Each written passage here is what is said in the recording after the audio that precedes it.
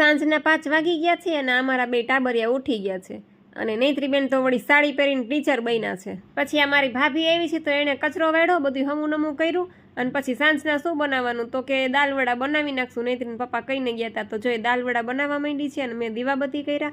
અને દાલવડા તો કંઈક આવી રીતે હોય ને, એકવાર કાચા પાકા ઉતારી લેવાના અને વળી પાછા એને જરાક આમ દબાવી અને વળી પાછા તળવાના. તો જો મારા ભાભી બધી તૈયારી કરવા માંડી અને આ વળી પાછા બીજી વાર તળી પણ લીધા અને ગરમા ગરમ દાલવડા તૈયાર છે. અને અમે લોકો બધા ટીવી જોતા જોતા જમવા બેસી ગયા છીએ. અને રાત્રે તો હું પણ જમું છું એક ટાઈમ, તો મેં પણ દાલવડા ખાઈ લીધા.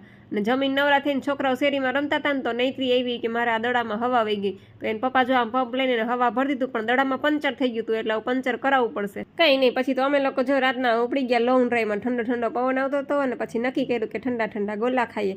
તો ચાલો તમે પણ બધા ગોલા ખાવા. તો તમને મારો નાનકડો મિની વ્લોગ કેવો લાગ્યો એ જરૂરથી કહેજો. લાઈક કરજો, શેર કરજો અને ચેનલમાં પહેલી વાર હોય તો સબસ્ક્રાઈબ કરજો. આવજો. Good night, Sitaram.